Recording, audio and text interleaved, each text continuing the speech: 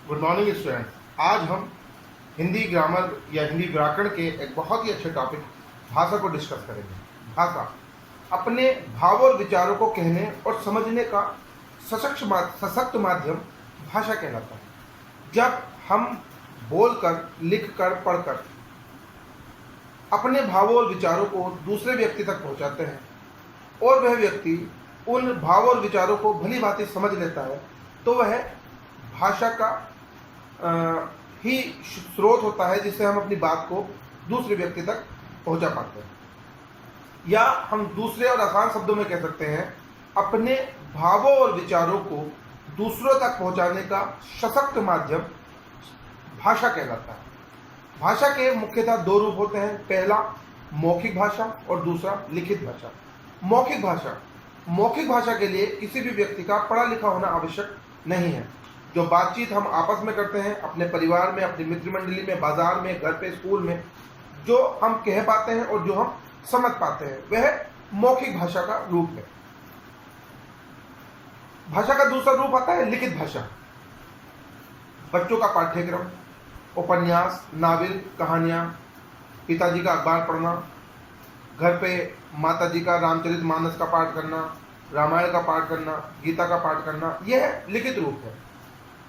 भाषा का लिखित रूप भाषा के मौखिक रूप से बहुत ज्यादा प्रभावी है।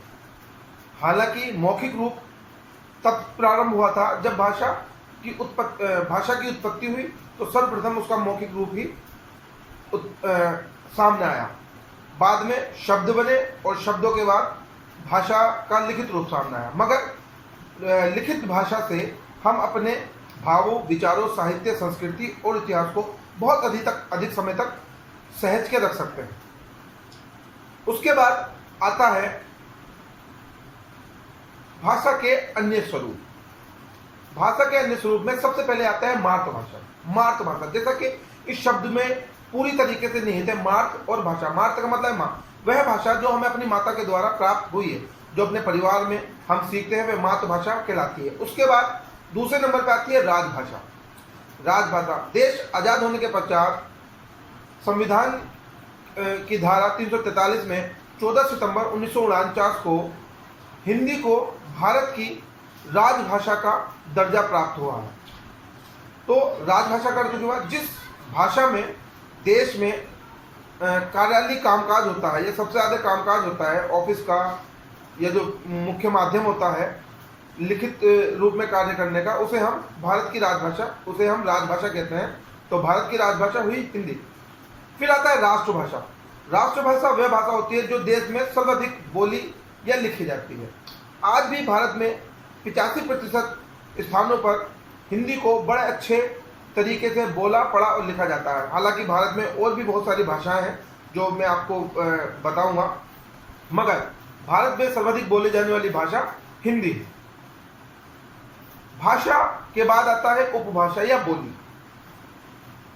हिंदी की एक बड़ी पुरानी कहावत है कि कोस कोस पर पानी बदले और 20 कोस पर बांधे। जिस प्रकार हम देखते हैं कि हमारे क्षेत्र में 1-2 किलोमीटर के बाद ही पानी का स्वाद चेंज हो जाता है, उसी प्रकार भाषा का स्वरूप भी 15 या 20 किलोमीटर बाद भाषा बदलनी शुरू हो जाती है, बोलने का तरीका बदल जाता है, तो उसे हम बोली कहते हैं। हालांकि वो होती हिंदी ही है, या भाषा का मूल स्वरूप में हल्का फुल्का बोलने का बदलाव होता है, जिसे हम बोली कह देते हैं। बोली भाषा के मौखिक रूप का एक स्वरूप है और भाषा के लिखित रूप का एक स्वरूप है लिपि।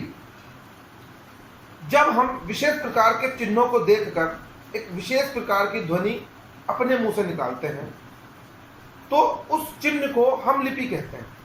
हमने वर्णमाला देखी है, आ, आ, का, खा, गा, घा, ये एक लिपि है। इस लिपि को हम देवनागरी लिपि कहते हैं। भारत की राष्ट्रभाषा हिंदी देवनागरी लिपि में लिखी जाती है।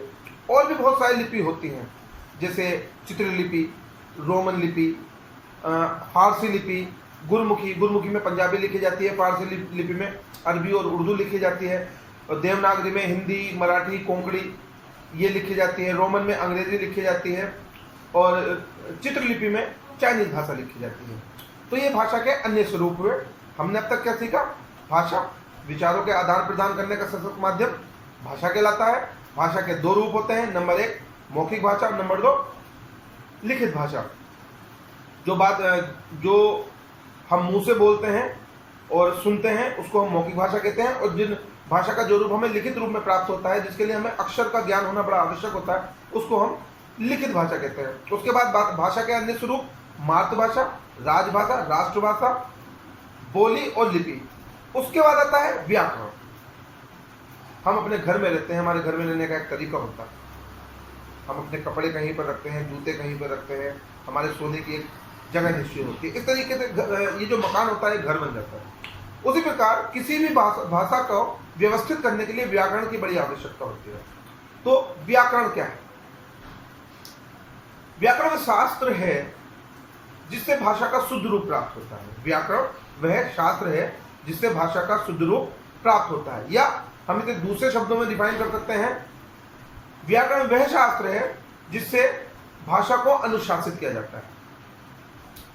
जैसे एक शब्द है, खरगोश को काटकर गाजर खिलाओ, ये एक सेंटेंस बन गया। ये व्याकरणिक रूप से बिल्कुल गलत है। हम इस सेंटेंस को, इस वाक्य को अगर व्याकरण के रूप में लिखेंगे तो हम लिखेंगे गाजर को काटकर खरगोश को खिलाओ।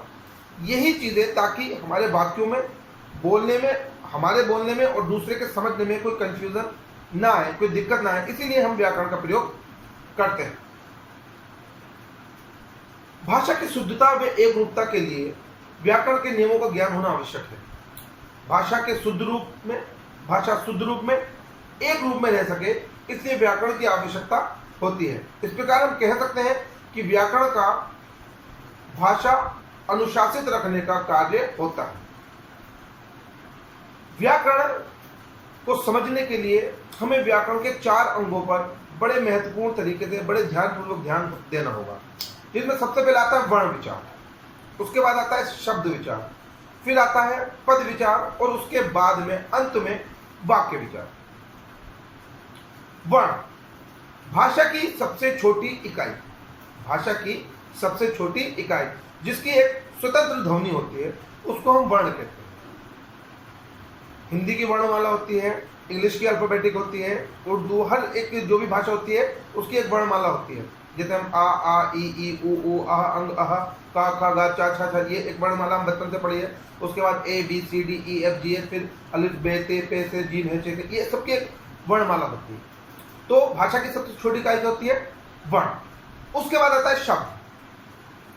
वर्णों के सार्थक मेल को शब्द कहते हैं।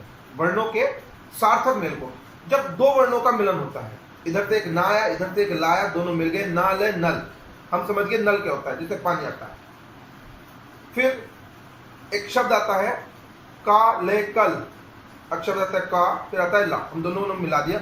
ये शब्दों का या वर्णों का एक सार्थक मेल है। कल हमें पता है आने वाला कल या बीता हुआ कल, इस सार्थक मेल को हम शब्द कहते हैं। फिर आता है पद विचार। जब शब्दों को हम वाक्यों में प्रयोग करते हैं तो वह पद बन जाता है। पद वाक्य में पद बनने के उपरांत हम इन शब्दों को लिंग वचन कारक कर्ता के अनुसार प्रयोग करते हैं। इसके बाद आता है वाक्य विचार। वाक्य को सही ढंग से बोलना, उसको एक सूत्र में पिरोना, ये वाक्य विचार होता है। जैसे हम घर से अपने निकलते हैं, हमसे पूछता है कोई कहाँ जा रहे हैं, तो हम बोलते हैं हम जा रहे हैं स्कूल। तो वो हमसे कहता है बेटा सही से बताओ, रहे हैं हम जा स्कूल, वो कहता है बेटा फिर सही से बताओ। तो फिर हम बताते हैं हम स्कूल जा रहे हैं। इस वाक्य को हमने जो 3rd नंबर पे बोला, ये व्याकरणिक दृष्टि से संपूर्ण है। इन्हीं बातों को ध्यान में रखते हुए हम अगर शुरू से इसका ध्यान रखेंगे तो हमें भाषा के पूर्ण रूप में भविष्य में कभी कोई परेशानी नहीं होगी। तो हमने क्या सीखा? भाषा किसे कहते हैं, भाषा के कितने रूप होते हैं? भाषा के 2 रूप होते हैं, लिखित भाषा और मौखिक भाषा। उसके बाद भाषा के अन्य स्वरूप, राजभाषा, राष्ट्रभाषा, मातृभाषा, लिपि और बोली। उसके बाद आता है व्याकरण। व्याकरण शास्त्र है जिससे हमें भाषा का शुद्ध रूप प्राप्त होता है, या व्याकरण शास्त्र जिससे हम भाषा को अनुशासित रखने, व्याकरण शास्त्र जिससे भाषा अनुशासित रहती है। फिर वाक्य के अंग एक बार फिर बताते हैं, वर्ण विचार, शब्द विचार, पद विचार और वाक्य विचार, इन सभी का अध्ययन हमें अच्छे से करना है। फिर जब भी वीडियो देखें तो वीडियो को आप बड़े अच्छे से पढ़ लें। वीडियो देखने से पहले आप इसको एरोप्लेन मोड पे लगा लें, एयरफोन का यूज़ करें, ताकि आप अच्छे से एकाग्र होकर सुन पाएं। ज़्यादा से ज़्यादा अपने पढ़ाई पे ध्यान दें, घर में रहें, साफ रहें, सुरक्षित रहें, हाथों को बार बार धोएं, दूसरे लोगों के संपर्क में कम आएं, सोशल डिस्टेंसिंग का पालन करें। जय हिंद, जय भारत।